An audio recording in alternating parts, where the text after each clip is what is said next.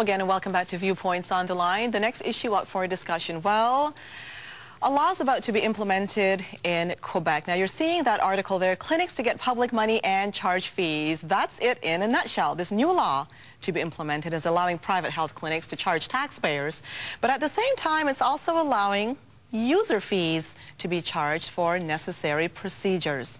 Once again, causing a situation where a two-tier system is being developed here under our noses. I mean, this has been up in the air for a very long time. It's being discussed, but faced with a similar problem across Canada, wait times. And this is what basically brought in this whole Bill 33 that you said you looked at. But you know what? It's your turn to answer first this time, Krishna. What do you think of this concept that, again, has been so controversial? You know, philosophically, I'm against it. But reality, we have to actually look at what's really happening in the system. No kidding. I mean, I just came through a couple of months ago, a brother of mine had a major heart attack. And watching what was happening in the hospitals from close quarters, it really make you wonder, well, if I had the opportunity to actually, or if I had the means by which I could get the services that my brother needed, yes, would I not do the same thing? And it really, I mean, if the services are fine and the system is working, yes, this is the ideal, and I would say universal health care for all should be there.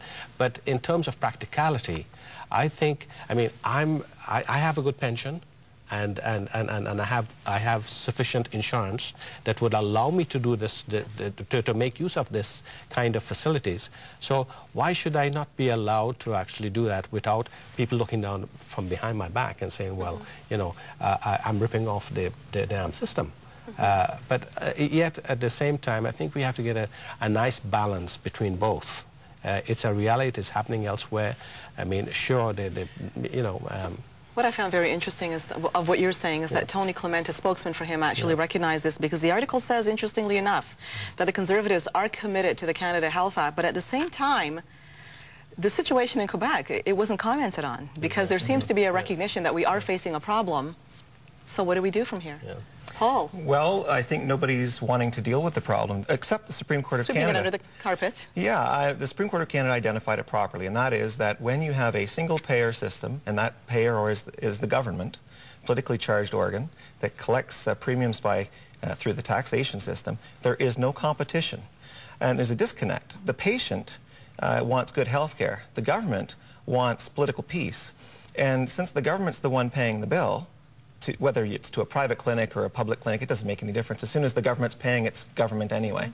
And so when the government is holding the gold, they call the shots. And they are not putting patient satisfaction first. They are putting political peace first, unions, re-elections, and etc.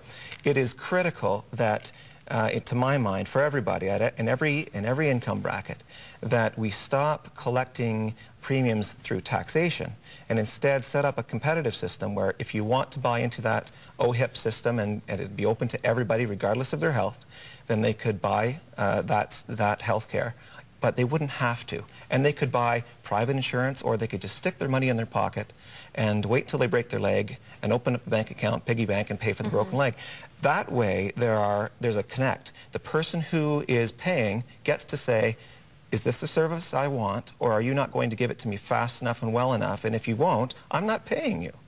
That's what we've been denied since 1968, when the Progressive Conservatives brought in the government healthcare monopoly. We haven't been able, as patients, to choose to say no to bad service. And now the only people who can say no are the politicians, and the only time they say no is when, you know, it's making them look bad politically. And that's not a health criterion, that's a political criterion. Has to go. So in principle, what's going on in Quebec? Well, in Quebec, what's going on is that the Quebec government is responding to a decision. They're trying to protect themselves from future constitutional challenges, and so they've done it by making sure that if you've got a problem where you didn't get your hip done quickly enough, your only complaint in the court will be that particular service was not done quickly enough, and the response will be quickly from government to put that into the private sector, and the rest of the system will remain in government taxation hands. So it's a way of basically stifling any dissent from those who are paying taxes. You know, people who have a little extra cash can buy their way to the front of the line within the public system. And it is within the public system because it's all paid for with tax revenue. So it's a deceptive practice, and it's one designed to ensure the continuance, actually, of a government monopoly on health insurance.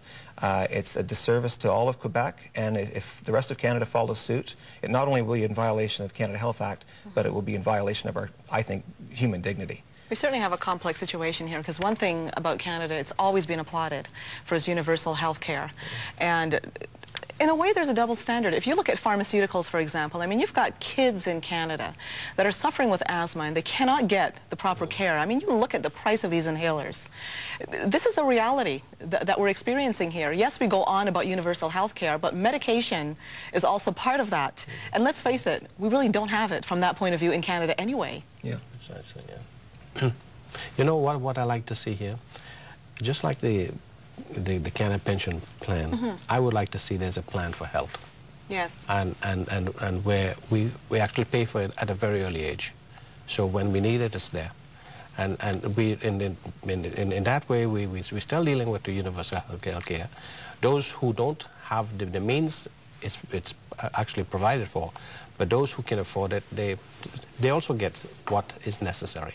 Well, some have also argued in support of what you're saying, that if you were to offer that kind of a universal health care combined a little bit for people that could pay some user fees, that you're actually freeing up the system so that those who can't afford it will actually benefit from that point of view, because those who could ended up going through a little bit of a separate stream. I mean, yes, it creates a two-tier system in a way, but one I've heard that others can benefit on as well. Do you agree with this? Well, you know, in countries that have a public and a private sector for healthcare, they usually have a dividing wall between the insurance systems. And if you choose to go and pay for the price-controlled state-run system, that's how they control prices, is literally by the government saying, you are not going to be paid any more than this, Mr. Doctor or Madam Doctor, such and such. Whereas they let the free market reign in the private sector.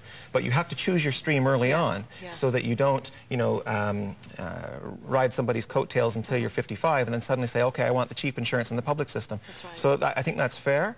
There might be some criterion where you have to invest early on so that you're not trying to profit off of somebody's early investment in that particular system. It will have to be managed, because the last thing we'd ever want to see here in Canada is to see our system evolve into that of what we see in the United States. Yeah, the problem with the United States, though, is not that there are private sector insurers. The problem is that in each state, the government mandates that insurance include this and that and the other, and every professional body wants their service. It's become a whole system based on profitability. Oh, that would be a travesty to see that here. That's right, and each profession wants its service to be included by law, forced into the healthcare plan. Really, that doesn't serve most people who really only need coverage for that catastrophe when it happens. They don't need a $200 worth of you know, ear infection to be covered with insurance. They need the $70,000 heart transplant or $150,000. That's when they need the insurance. And by mandating that you have to pay for everything, including a hangnail, you can't afford anymore to buy well, many things in life, but in particular, you end up not having the coverage you need for those more serious events. And we're going to go for a break now. Well, we're going to be trying to reconcile the extremes in the Green debate. We'll be back after this. Stay tuned.